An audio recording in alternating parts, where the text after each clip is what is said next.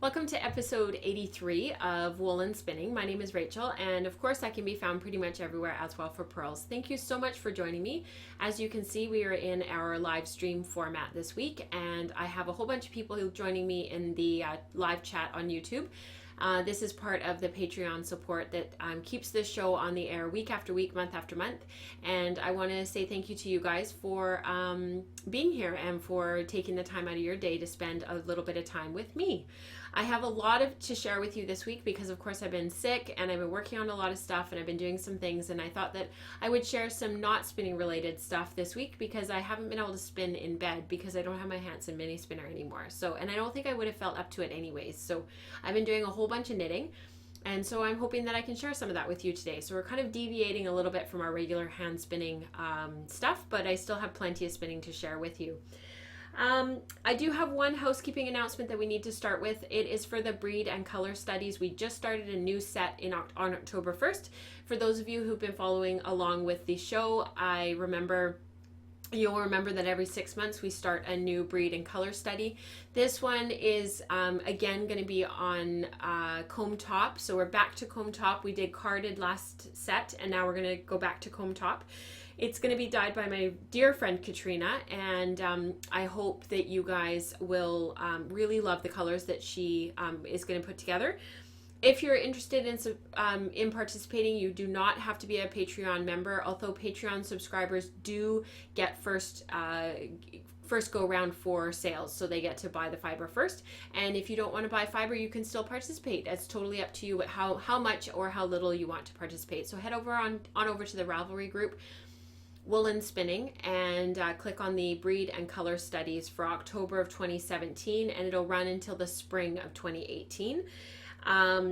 Click on, if you have some photos that you want to submit, please head over there and upload them before Katrina makes her final decision at the end of this weekend for what she's going to pick for the colors that she's going to dye. And if you're interested in finding out more, we're doing kind of a slightly different deviation this year, this 6 months. We're going to do some combo spinning and combo drafting and whatnot, so please head on over if you're curious to learn more. I got a question while I was sick. So I've been sick in bed for the last week and really not feeling well. Finally starting to get my energy back the last couple of days. I went to the gym yesterday and I took a yoga class, and then for an hour it was just deep relaxation, really quiet, deep stretching. And then this morning I went to barre, which is sort of a ballet Pilates combination for those who haven't heard of barre.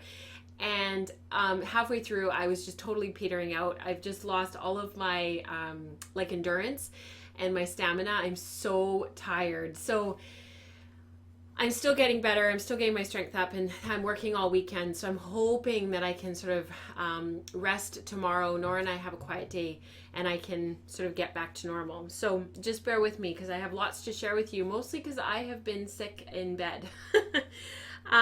So I received a message from Carolyn on Ravelry.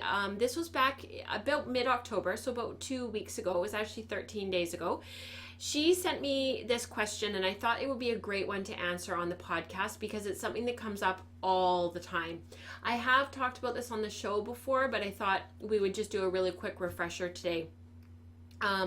And maybe those of you in the chat channel would have some things to contribute as well. And I thought that I would read out your responses as well, because that's often very helpful to give a really well-rounded perspective on some of these questions. So her message is called Carding versus Combing. Thank you, Rachel, for your YouTube videos. I find them informative and interesting. Thank you, Carolyn. That means a lot. I have not been able to get caught up, so forgive me if you covered this topic before, but my question is this. If you have to choose between combing or carding wool, which would you choose? I am planning on either buying combs or a carder and cannot do both at this time. So which should I purchase? I have used a drum carder before and I feel that combs give better quality roving. Anyway, hope you can answer my question, and thank you for your time, Carolyn. So I have a few things to say about that. Because I always do. So these are carders. These are hand carders. These are not obviously drum carders. Drum carders are machines, and they are often mounted onto a table or a counter. This is a flick carder. So this here is a flick carder, and it has a very specific job, and the reason why I brought it will become clear in a minute.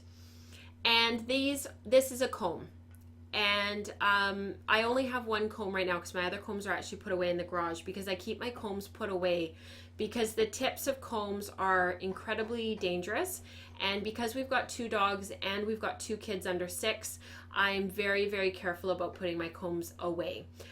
They can do a significant amount of damage. And before I was a spinner, but I was already a knitter, we actually had a woman come into emergency with one of these stuck into her palm. She had fallen, and I didn't at the time know exactly what they were, but I knew that it was related to spinning, and it did a lot of damage to her palm. So if you guys are have little kids around and have animals around, make sure that you're leaving them laying sideways, so that they are always not sitting like this on a counter, but that they're on its side, laying like this. So these are hand combs. These are mini combs. And the problem with combs in this fashion, so these are mini combs. Sorry, I'm shaking the table. This is a mini comb, so you can see in relation to my hand that they're quite small. They're also quite expensive. So I think a set of these runs about $280, I think, Canadian. If somebody could double check that really quick in US dollars, that would be great. These are Louette mini combs. And you can get a hackle, and a hackle runs you about $375. So a hackle, and usually a hackle comes with a single comb. Or you can buy the hackle and then a set of mini combs, a pair, so that you can do a little bit of hand combing and then also hackling off of the hackle. So the cost of a drum carder and a hackle with combs is very comparable in terms of price point. Combs on their own, though, if you're going to compare them to carders, are quite different in terms of price. So these are cotton carders, and the cloth on these is 180 tines per inch, so there's 180 tines, and it's much, much finer per inch. And so you can see even when I hold them up, it's very, it's not particularly, there's not a lot of distance in between the tines. Whereas you can see on this one, and I will switch the cameras around, Eve. I do see that you've asked me to do that so that you guys can see. You can see that the tines are much more spread out on this particular card, and these are 72 tines per inch, this one here. The reason why I'm telling you all of this is because these do a very different job compared to a flick carder, which is about $25 or $30, versus combs, which again do a different job. And Carolyn had made the comment in the in her message that she thinks that combs give a better quality roving, and that's actually not true. It depends on what you're looking for and what you want out of your fiber prep. So if you're going to be prepping fleeces and you're going to be spinning from the locks, and you're going to be buying a lot of raw fleece, washing it, preparing it yourself, and then spinning at individual locks, you actually just need a flick carder for that. That's all you need. And it'll cost you, $25, $30, and that'll be the end of it. So you can sort of spend as much or as little as you want. What you need to decide is, are you a worsted spinner or are you a woolen spinner? If you're a woolen spinner, you need to buy cards. You need to buy hand cards. A set of the Ashford Standards, which is this one down here, will put you back about $80 to $100, depending on where you live and what your currency is. This is a shacked cotton carder. These are about $180 a set. And then you can get into a drum carder, which is between $500 and $1,000 and even more, depending on how much you want to spend. And then if you're a worsted spinner and you only want combed preparation and you only want to spin combed top, then you need to be looking at combs. If you're going to be hand preparing fleeces that are really more suited toward woolen prep. So one of our members of our Patreon community, Angela, she just prepped 2,100 grams of Dorset down on her hand cards. And you wouldn't comb Dorset. It just isn't a fiber that tends to it just doesn't comb up well. I can't find the words. Whereas if you're only going to be hand combing and blending comb top, and you're going to buy pre-processed fibers, and you're only going to be blending color, and you're going to be putting a bit of sparkle in, and you've already got comb top on your hand, and you don't want to do any type of raw fleece, or you're only doing the longer wools, so BFL, Romney, some of the longer fibers, then you're going to want to go with a hackle set or combs. And then of course a lot of it depends on what you like in terms of, do you like spinning from Rolex, or do you want to spin from a bat? If you don't mind spinning from Rolex or Punies, you're going to want to go with hand cards. If you want to spin from bats and you want to be able to process a lot of fiber all at once and create a big bat, and actually I don't have a bat right here. Oh, I do. This came off of an industrial machine. This is a bat off of an industrial one. But these are, you can't make bats out of a hackle or out of combs. You have to have a drum carder or a blending board. And the blending board is like a whole other method, and it's really great for painting and for like hand painting different comb top fibers and making different types of Puni style Rolex, bats, that kind of stuff. So it really depends on what type of a spinner you are. Somebody just asked, what about color blending? Which tools are best? Again, it really depends. Do you want a worsted prep or do you want a woolen prep? You can color blend on everything. You can color blend on cards. You can color blend on combs, hackles, drum carder. It really doesn't matter. It all comes down to what type of fiber do you spin and what kind of yarn you want to make. And actually, Rebecca, I just quoted Rebecca because her comment came up in the live chat, and I basically just read it because that was exactly what I was trying to say. Carissa is wondering what a puni is. Yes, you spelt it right, P-U-N-I. A puni is like a little wrapped up piece of fiber. It's where it's like a little tube. I have some photos of punis, but I don't actually have any right here, right in front of me. Let me see if I can pull one up really quick. I wanted to read what Kelly wrote. She wrote combs are probably her favorite spinning tool that she's bought because she prefers worsted spinning, and she's used them more than her cards, which she's had longer than 10 years. I have to say, I'm probably the same as Kelly. I tend to use my combing equipment more than I use my carding equipment. I use my drum carder a lot. I have never, ever regretted buying my drum carder. However, I do tend to use my combs more. And a lot of it is because I really like worsted prep. These are Puni style Rolex. So those are all in a bundle. I've tied them up because I needed to keep them organized, but that's what a Puni looks like. And cotton punis can be even smaller and even more tightly spun, but it gives you a really beautiful woolen prep.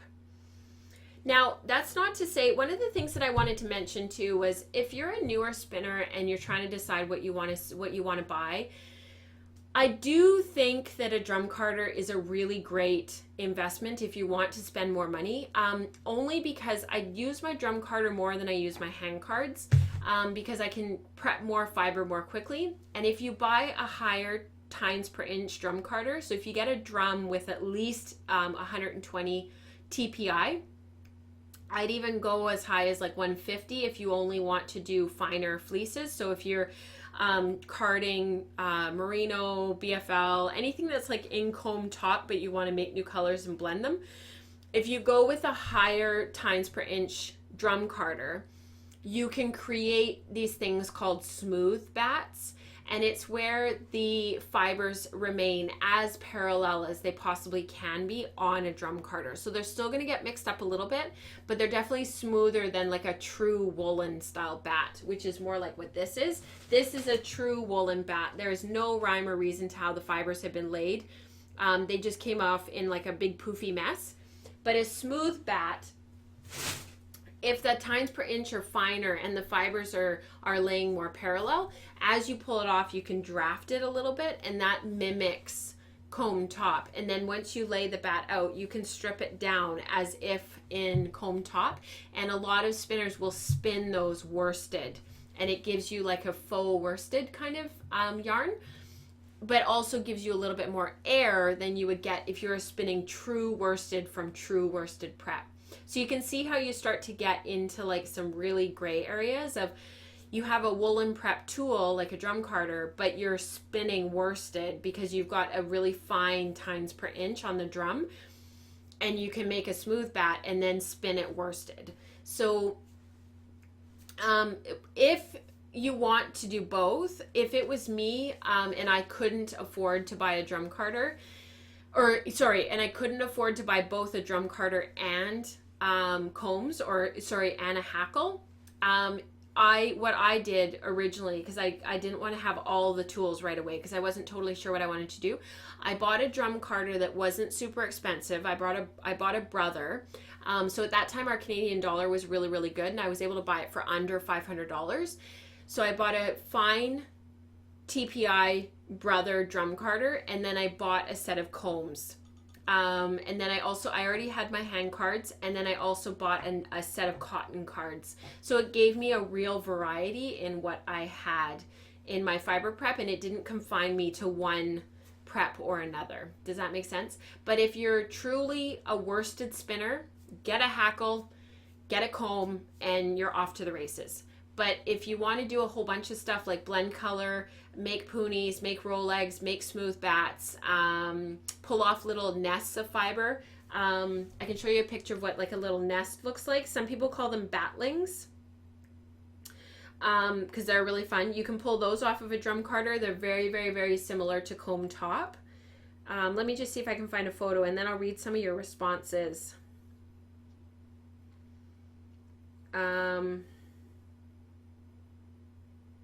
Oh shoot, it's here somewhere. I have a whole bunch of photos of this stuff. Oh, here we are. Oh no.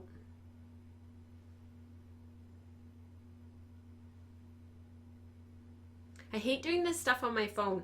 I don't have a tablet anymore because the kids broke it.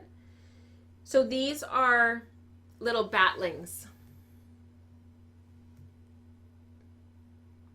So those are very, very similar to little comb top pieces.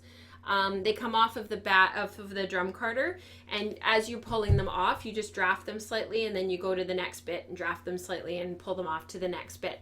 Gives you sort of a semi-woolen prep, and you can spin them worsted. Okay, let me just look at some of your responses and what you guys have done. So it looks like a lot of people have been able to find stuff secondhand, which is great. How you find out what the TPI of hand cards are, Jessica was asking. You actually just have to look on websites usually. There's more and more different tines per inch available in all these different carding cloths. So these carding cloths all come in different, with different TPI. And usually on the website when you're ordering, you can see like these. I actually searched for cotton cards, hand cards, and the shacked ones came up and the stroke ones came up, and so I ended up going with these ones just because they were available locally, and I was able to get them relatively quickly. The Ashford standard hand cards, which are these ones, they're 72 TPR regardless of whether it's posted or not, but the Ashford standard hand card, so they're one step up from the student cards, are 72 TPI. So you just have to ask and inquire. And if you're buying from somebody who doesn't know, maybe find someone else, because there are tons and tons of different TPIs in carding cloth available, and you just have to find it. Does a top have to be carded then combed, or can it be skipped straight to the combing? So comb top, Carissa, maybe you can clarify for me what you're asking. Rebecca already answered her. So Carissa's question was, does the top have to be carded and then combed, or can you skip straight to the combing? And even Rebecca said straight to the combing if it's done by hand. or you'll make a mess of it, absolutely. But commercial top is carded first. So if it comes from a factory or from a mill, it was carded and then it was put through a gillet machine, I can't remember what it's called, and then it's made into comb top. So comb top isn't actually truly comb top when you buy it commercially prepared. It goes through a kind of a different process. The only true comb top is if it's done on a hackle or on combs by hand, which is actually, Rebecca just said it. Rebecca, you and I must be like on the same wavelength today or something. It's why the purists don't refer to comb top as true comb top. So Sharon says it sounds like combs and a blending board are a better idea. It really depends if you like blending boards. Some people don't and some people do. When I was first starting out with fiber preparation, I actually started with just hand cards. I got some gorgeous yarns off of them. I love them. There are people out there who swear by their hand cards. You will never go wrong by buying a set of hand cards, and you can blend more on hand cards than you can on a blending board. A blending board is actually a little bit misleading because it doesn't really give you, you can't really blend the colors on a blending board because you're not actually moving, there's no moving surfaces, you're just painting the fiber on and then you're rolling it up and pulling it off. So it really depends again on what you want to do. Like one of my most favorite things I've been experimenting with lately, and I haven't shared it on the show yet just because it's been taking forever. I've been carding up some cotton on here and mixing it with silk, and it's just been amazing. You can't do that on a blending board quite so easily because you can't blend the silk and the cotton together quite as well as you can with just a straightforward hand card. So it really, again, it depends on what you want to do and what makes your little heart go pitter patter. So if anybody has any more questions or if they have anything to comment on or anything that they want to bring to the conversation, please don't hesitate to pop into the Ravelry group, into the October episode thread, and throw in your comments there because I would love to hear what you have to say. I need to move on because I'm cognizant of time. We've been talking about this for like 25 minutes. And the problem with all of us is we could talk about this all day. And I need to do a really, really quick product review. So Andy and Julia of Plum Deluxe Tea sent me a whole bunch of samples. They contacted me through email and were like, you know, we stumbled across your blog and we like what you're doing and would you be interested in having some samples to review? And I said, thank you so much, because I love tea. So these guys are based in Oregon. You can find them at Plum Deluxe Tea. They are plumdeluxetea.com. No, yeah, plumdeluxe.com. And they're a tea company. They've been wonderful to deal with. One thing I will say, they have been really, really attentive and very, their customer service has been great. And Andy, the CEO, is just wonderful. He's offered some coupon codes for you guys. So I had emailed them. They had emailed me and said, oh, you know, maybe this tea would be of interest to you or this tea would be of interest to you. And every so often I get product offers from people and they want me to review stuff and whatnot. And I always email back and say, oh, like that would be great. This is what I really like, blah, blah, blah. And usually they just ignore me and they send whatever they want. These guys actually listen to me. So I had emailed back and I said, actually, my favorite tea is Tetley. I just like black tea. If you have some you know, ones that you think I might enjoy, please don't hesitate to send them. Here's my address. And I kind of thought that I wouldn't hear back. Anyways, they sent me what I said I liked, which was pretty amazing. So my absolute most favorite of the black tea that they sent me was this comfort blend. It's cinnamon and pumpkin. I think it's pumpkin. It tastes like pumpkin. Oh, it's orange. And it is absolutely delicious. So if you're looking for sort of a pumpkin spice latte kind of rip-off, because you don't really love pumpkin, but you love cinnamon, I would highly recommend this comfort blend. It's almost gone, and I am going to buy some more. I normally don't buy tea, because I usually just buy Tetley, but I am going to order some more of this because they have offered a 15% off coupon for anybody who spends $15 or more. So it's Well for Pearls 15. So I hope you guys will take advantage of that. These guys have been wonderful to deal with. All three of these I loved.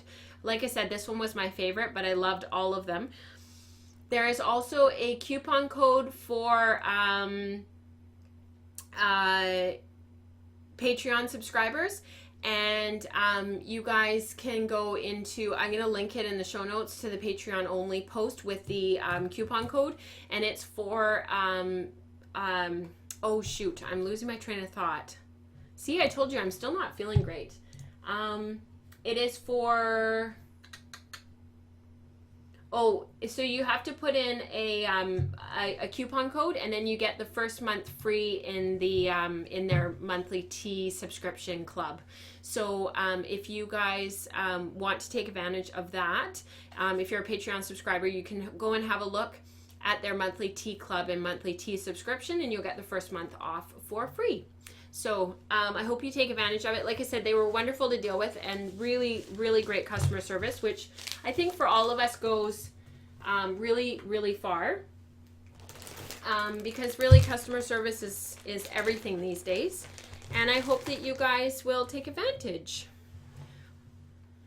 All right, I have some spinning today. I've got a whole bunch of knitted projects to share with you. This is not going to stay put. And I have some finished objects. So without further ado, let's get into the show.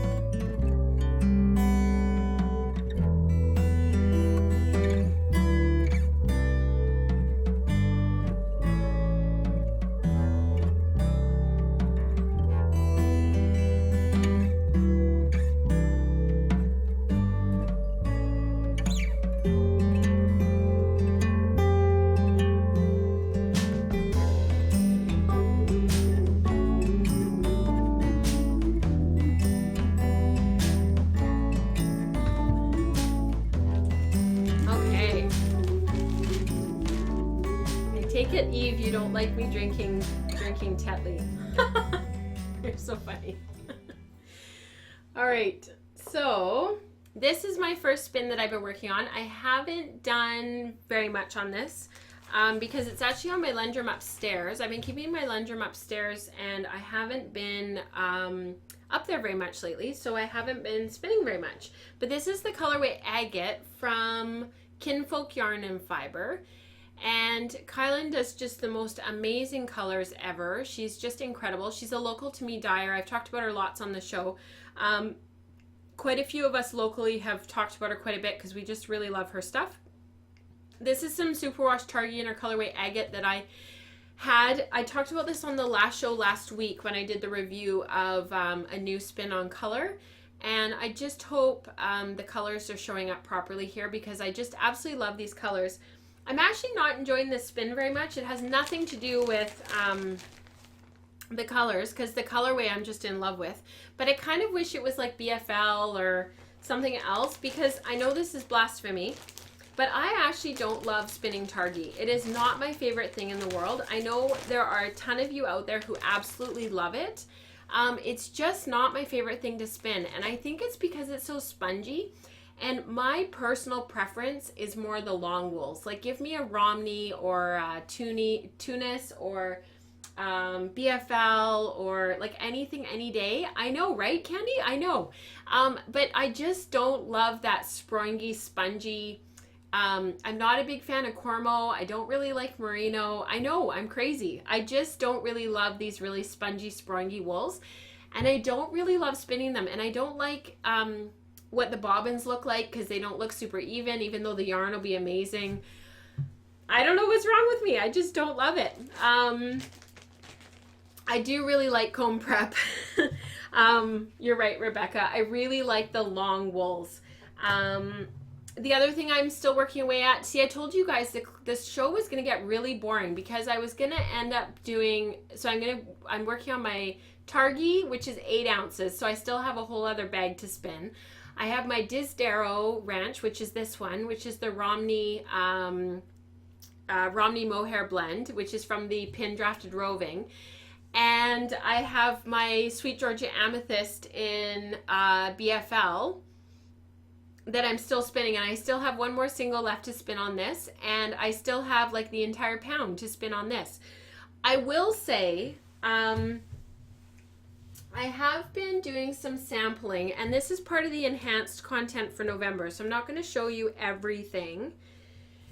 I have been sampling, so I'm just going to give you a little teaser for next month. So this is the Disdero Ranch fiber. So I've been spinning up the singles, and I did a woven sample, and I also did a knitted sample. So these are sort of some spoilers for next month. I'm not going to show you everything that I've been sampling because it would ruin the enhanced content for next month, but I've been playing around with how I want to ply this yarn because I just can't seem to decide. I don't know if I want to go with a tighter ply twist or if I want to go with a looser ply twist, or if I want to do something just neutral and medium. These are both with low twist, and you can see how lovely the yarn turned out in the knitted sample. I mean, it's just beautiful, and I love what it looks like in the lace for possibly doing a hap. But I'm not totally sure what I want to do with this yarn because I have a full pound, and I'm not really sold on what I want to do. I'm really torn. It would be good for a sweater, but it's got a lot of halo because of the mohair, and I'm not a big halo sweater person. They're too warm for our climate here. Like even today, it's almost November, so we're what, like 5 days away from November, and it's 16 degrees outside right now. I am in Celsius. I have no idea what that is in Fahrenheit, but like it's really, really warm, and this is what I was wearing outside today, and I'm in capris, and then I was wearing my boots over top. So like we just don't wear, like I just don't need such a warm sweater. So I'm thinking a big hap for the year of the hap that's going on in the Ravelry group, but I'm just sort of torn. So anyways, I do some more analysis of these swatches in the enhanced content next month, and so that'll be coming out November 1st for those of you who subscribe to that level. Okay, so 16 degrees is 61 Fahrenheit. So yeah, like it's super warm. Yeah, and like we don't get snow here. Last year we had a ton of snow, which was really unusual for us, and everybody freaked out, and we still don't have plows. They didn't use that opportunity to buy plows. So like that's how much it snows here. It's just crazy. I'm from up north originally, and like it snows up north, so I think it's actually quite silly the way that they treat the lack of winter here, because as soon as we get a snowfall, everything shuts down because nobody knows how to drive. It's quite funny. I have been working on my socks. You guys will remember these. I talked about these eons ago, and I think I had knit up to like here. So I had a phone call one night, and I had to be on the phone for quite a long time, and so I just started knitting and knitting and knitting and knitting, and then next thing I knew, I pulled out my foot for the Fish Lips Kiss Heel, because you do so for the Fish Lips Kiss Heel, you do a cutout of your foot, and then you do all these like markings on it to figure out where you're supposed to knit to and where you're supposed to do all this different stuff. And so I tried it on my foot, and I realized I was right at the place that I need to turn the heel. So it was really, I was like, oh, thank goodness I put it on my foot form, because I wouldn't have known otherwise.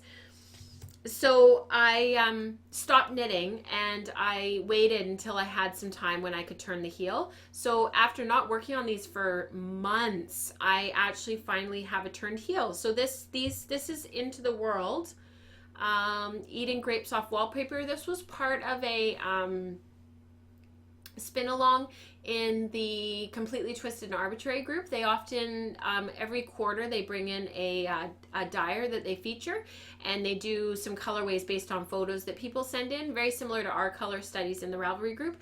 And the dyers, there's a feature dyer every set, and this was what Into the World came up with. They did 2 colorways this set actually, so I did buy 1 braid of the other colorway as well.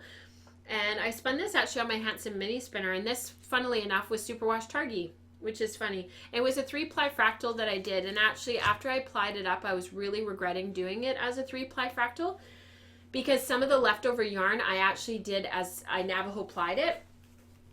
I talked about this yarn eons on the show ago, like long time ago, and I was actually really bummed about it because the Navajo plied sample was so amazing, and I really regretted not doing the whole skein Navajo plied, but that's okay. All right, I'm just gonna move some things around here a little bit because I'm getting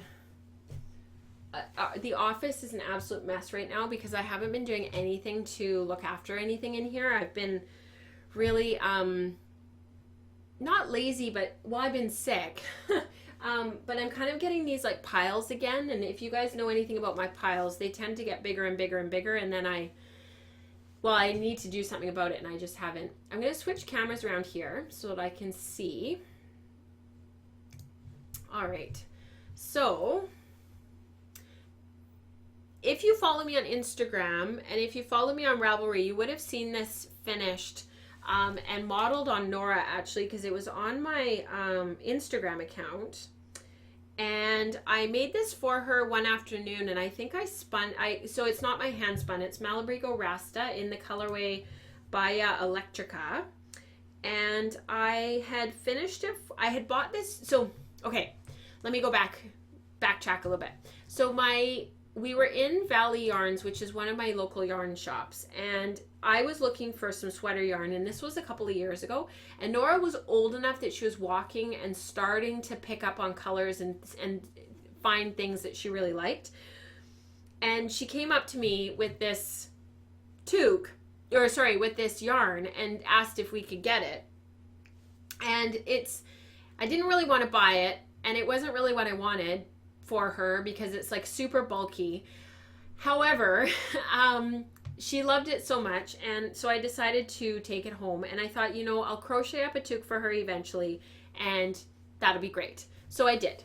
So this is her with the toque on. Let's wait for the camera to focus here. And she absolutely loved it, and she's been wearing it everywhere. Oh, it's just not focusing. And she's been wearing it everywhere, and she absolutely loves it. And it took me like an hour to make because it's like super, super bulky yarn. And I think maybe it'd be better if I put it down here. And I think the hook size that I used was like a 10. And I heavily modified the pattern. I talked about this on the show a little while ago, and I ended up there we go. And I ended up finishing it off and not really doing anything with it. So then she asked me if we could put a pom-pom on it, and so I have enough yarn that I could have made like a yarn pom-pom, and I was going to, but I couldn't find my really big pom-pom that's like that makes the really massive pom-poms. I have it somewhere and it's put away, and I just couldn't find it anywhere, and I'm not feeling great. So I decided to buy one. So can you believe I found a perfect match for that purple on Etsy of all places. And the Etsy shop is, and I'll tell you just because this service from her was awesome.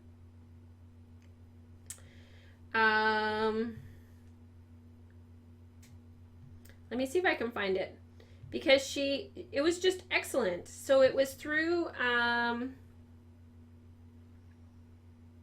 Kitchen Clutter, and she's based down in Puyallup, in Washington, which I've been driven through there a ton. And this one was $4.75 US, this little pom-pom, and it's just faux fur. And yeah, it's kitchen clutter from Etsy. And it was wonderful because I was able to actually like get the pom-pom for her and get it put on there. And the ties on it are really super long.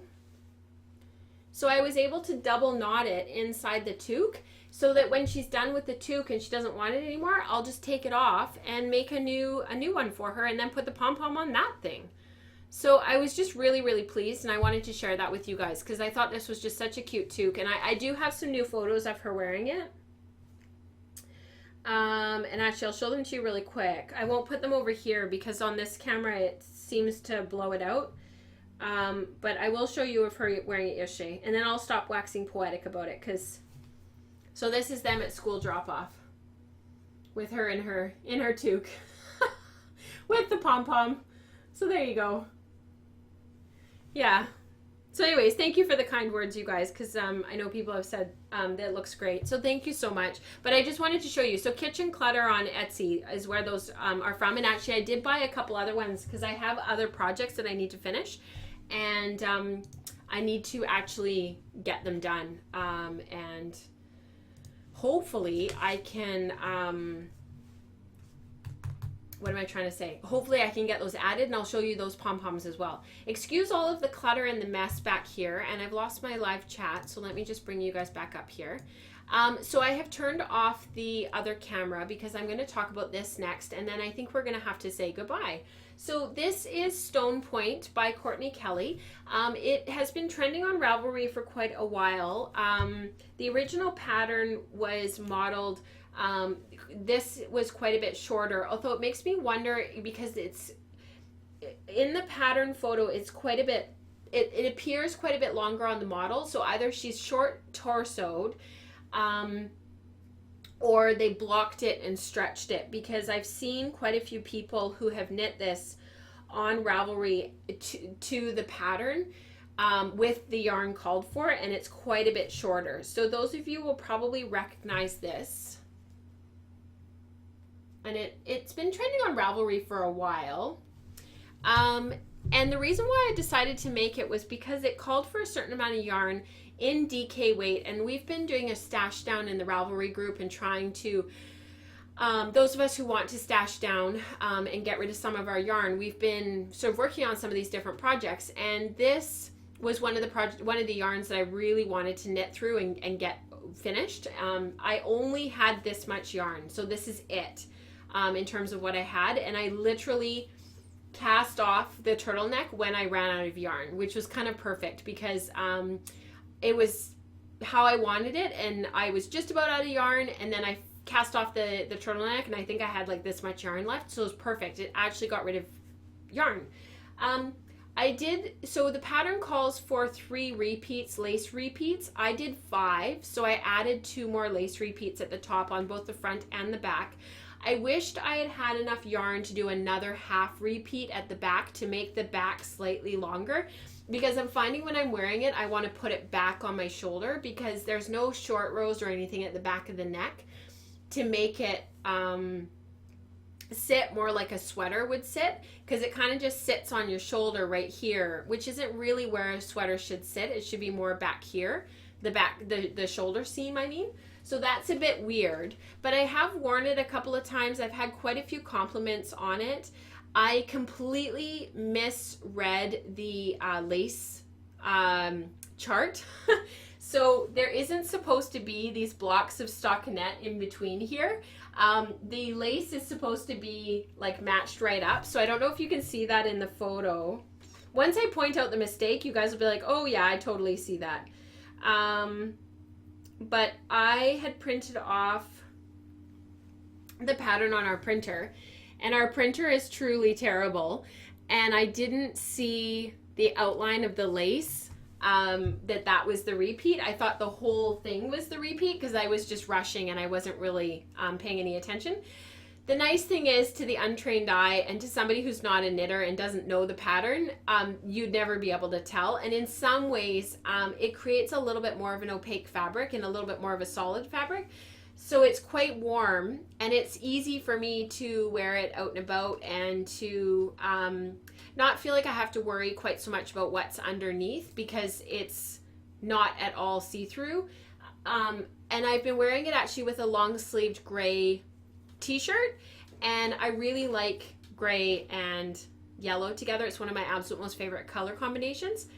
So I'm thinking that this is probably going to get quite a bit of use, particularly in the shoulder seasons like right now. This morning it would have been a perfect sweater to wear, actually, to school. I didn't even think about grabbing it, and I should have. It would have been perfect to wear to school this morning because it was quite cool. There's tons and tons of fog, but nothing else other than that. The other thing that I've been working on, and I might have to do some readjustment here on my dress form, I am ripping this out.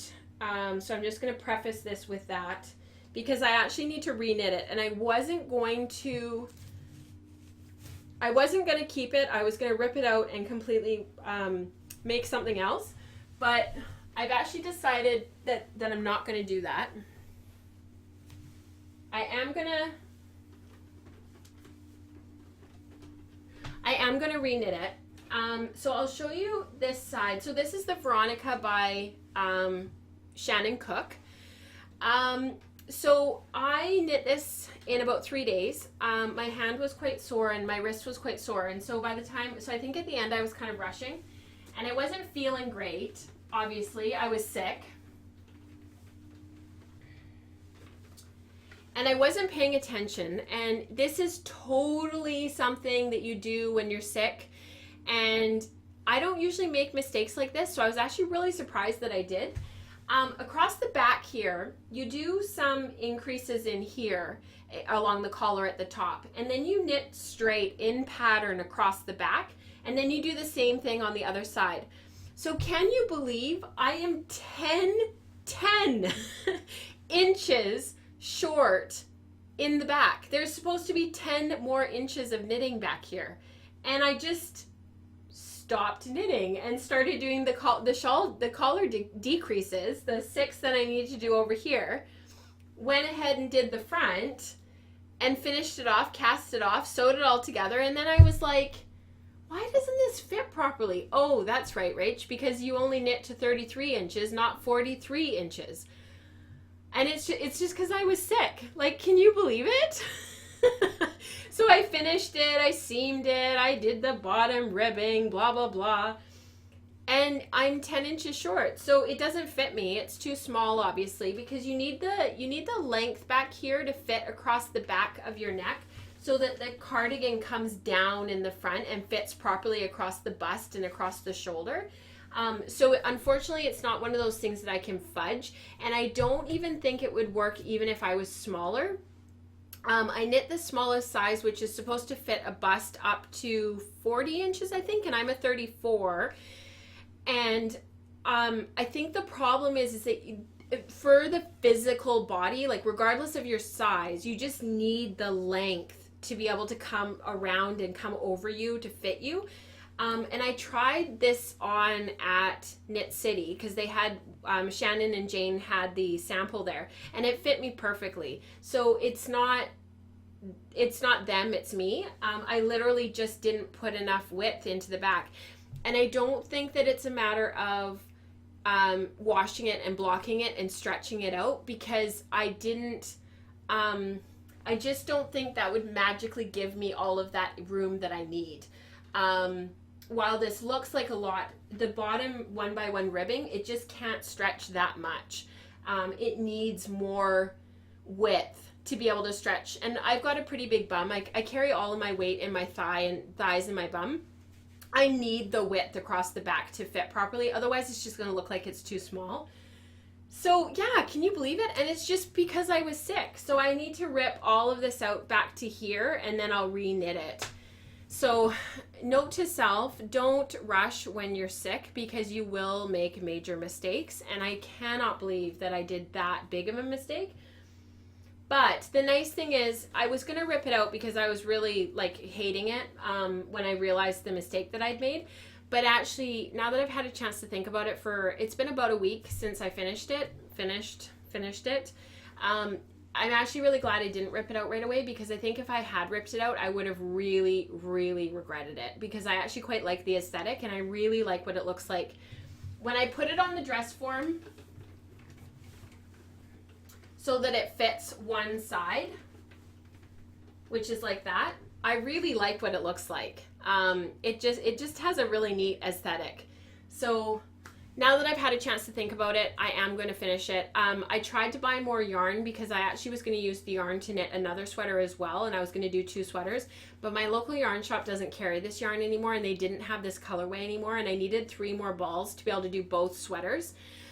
So I'm going to finish off this sweater in this yarn, and then I know we're supposed to be stashing down. I bought more yarn, same yarn, different color to do the other sweater in. So at least I'll have the other sweater still and I don't have to pick between the 2. So I ended up knitting 2 sweaters, getting rid of 2 sweaters worth of yarn, and I bought 2 sweaters worth of, sweater quantities worth of yarn. So I'm not stashing down at all. It's just so not working at all. So lesson learned. Yeah, thank you everyone for your kind comments about the sweater. I think it's a good lesson when we're sick that we need to be very careful about what we make and the mistakes that we make, because yeah, it's hard not to make mistakes when you're not feeling great. So at least the yarn is great. It's the West Yorkshire Spinners yarn in the Aran, and I quite like it. And actually when I washed the swatch, which of course is upstairs, it softened up really nicely, and it's got a nice hand to it, and it turned out really nicely. It has nice structure to it, so you know the collar really sits nicely. It doesn't flop or sag, even though it's knit on 5mm needles. And I thought for this yarn it would be a little bit loose, but it's not at all. It's actually quite perfect.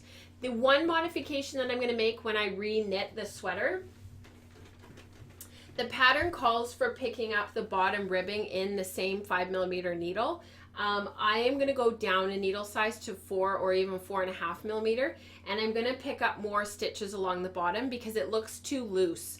It doesn't give you a really nice picked up edge. So that is the one thing I'm going to do differently, is I am going to pick up more stitches along the bottom, and I am going to use a smaller needle so that I get a really nice dense 1x1 rib at the bottom. So that's the only change that I'll make next time round. So thank you so much to everybody who joined us today. I really appreciate you guys being here and spending the time with me. It's almost an hour, and you guys are just so wonderful and enthusiastic, and you always provide lots of feedback and lots of stuff that I can add into the show, and it makes it that much richer. So thank you so much. I hope you guys have a wonderful weekend. Like I said, I'll be at work, so I hope that you guys are getting lots of knitting and spinning done. And welcome to anybody this was your first live stream. Thank you so much for being here. We are steadily working our way towards being able to live stream every show every month. So that's really exciting. One day we will get there, and every show every month will be live streamed.